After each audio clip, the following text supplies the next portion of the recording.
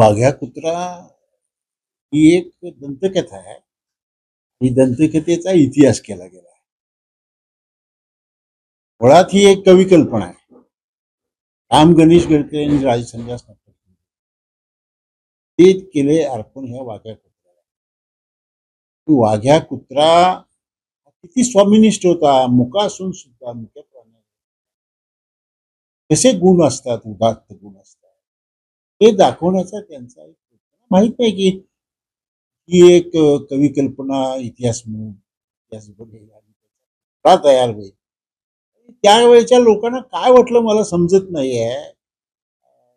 मग ते होळकरांनी मदत केली एक 5,000 रुपयाची त्या समितीला. पण होळकरांनी मदत केली आहे म्हणून त्यांच्या मेलेल्या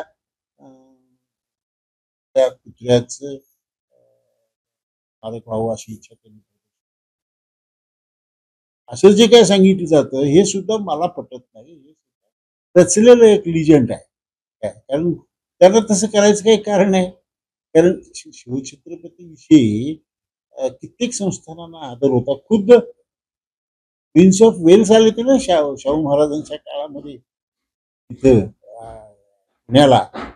तेव्हा संस्थानिक विशेषतः कोल्हापूर, इंदोर वगैरे लोकांचा ब्रिटिशांचे चांगले संबंध होते. तेव्हा ब्रिटिशांना घाबरण्याचं काही कारण नव्हतं.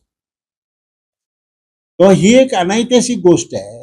लोकांना असं वाटतं की इतिहासाला धरून नसणारी गोष्ट शिवछत्रपतीच्या शेजारी उभी आहे, ती काढून टाकावी. संभाजी ब्रिगेडने केलं आंदोलन केलं होतं.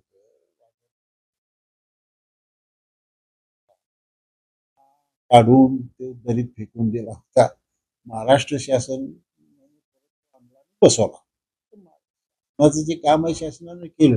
पण पुढचं एक काम असं आहे की तो खरा आहे का खोटा आहे ठरवून खोटा जर निघाला असं तर ते बाजूला केला पाहिजे.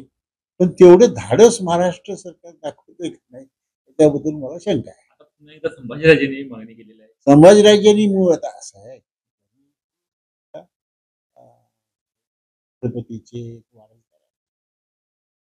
मागितलं बरोबर आहे त्यांचं काही. त्यांनी काय त्याच्यामध्ये राजकारण केले असं मला वाटत. इतिहासात वाघ्या कुत्र्याला काही स्थान नाही, अजिबात नाही. कुठेही सांगायची गोष्ट म्हणजे त्या काळातली साधनं म्हणजे सोर्सेस म्हणजे ज्याच्यावर इतिहास आधारित असतो ती कागदपत्र, पखरी साधनं म्हणतात. समकालीन साधनामध्ये काय, उत्तरकालीन पखरीमध्ये काय, त्या काळामध्ये लिहिलेल्या इतिहासामध्ये काय, कुठेच वाघ्या कुत्रा नाही आहे. कारण वाघ्या कुत्रा अस्तित्वातच नव्हता. अस्तित्वात नसणारा कुत्रा येईल कसा तिथं. तुमची देखील आता सरकारकडे काय अपेक्षा?